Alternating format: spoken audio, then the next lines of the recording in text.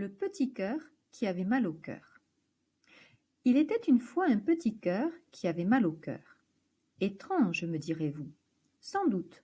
Allons donc découvrir pourquoi. Ce petit cœur voyait bien qu'il avait 2 jolies oreillettes qui fonctionnaient parfaitement en recevant tous les petits potins, secrets ou boucans de ses organes voisins.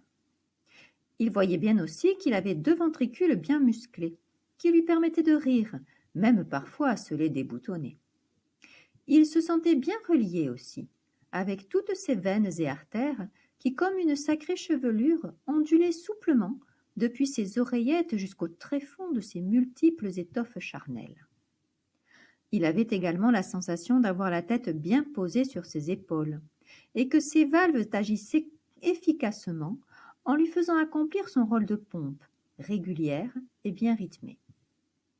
Il se sentait enfin comme protégé par sa fine peau, qui, tel un papyrus aux lamelles entrecroisées, lui transmettait la sagesse par l'enveloppement de ses feuillets. Mais ce petit cœur avait mal, toujours mal, au cœur. Alors il cherchait, il scrutait, restait aux aguets de ses plus fins ressentis. Pour lui, cela ne pouvait venir que d'un seul endroit, la cloison.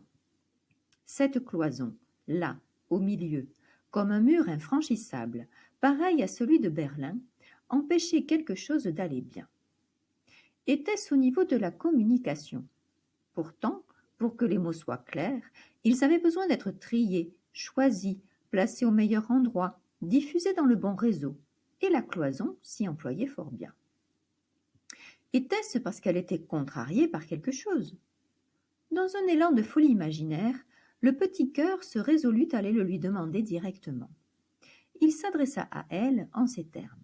« Dis, cloison, toi qui es là, tout au creux de moi, y a-t-il quelque chose qui te chiffonne ?»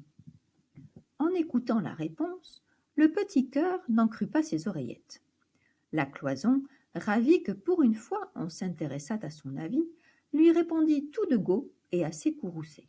« Oui, je ne sais pas qui a eu l'idée de m'appeler Septhomme, comme si je devais avoir la force de 7 hommes, alors que ce n'est pas ça du tout, du tout, du tout. Je ne suis pas là pour manifester une virilité dont on m'a baptisé sans réfléchir, car je suis comme une cicatrice entre 2 petites carpelles, 2 petits bouts de femme qui se sont réunis d'âme à âme et de corps à corps pour me donner forme. De plus, je devrais être la seule à m'appeler ainsi, parce que des septhomes, il y en a d'autres, et j'ai tendance à me confondre toujours avec eux. Prends celui du nez, par exemple. On croit qu'on peut le percer. Eh bien, chaque fois qu'on y met un anneau, moi, je saigne à l'intérieur. Ça me rappelle le temps où le foramen était encore ouvert. Et alors, je m'essouffle, ça m'angoisse, et toi, tu n'arrives plus à respirer. Et puis, il y a celui du cerveau aussi. S'il est trop excité, parce qu'il se sent en danger ou en manque de tendresse, moi, je m'emballe avec lui, et je deviens si tendue que je gêne les ventricules qui finissent par ne plus pouvoir pomper un rythme. Non, ce n'est plus vivable. Je veux un nom à moi, et rien qu'à moi toute seule. Le nom qui reconnaisse que les petits ventres de femmes, une fois reliés, peuvent vivre joyeusement, parler rigolotement avec les voisins et leur adresser des messages tout juste faits pour eux. « D'accord, d'accord, dit le petit cœur à la cloison.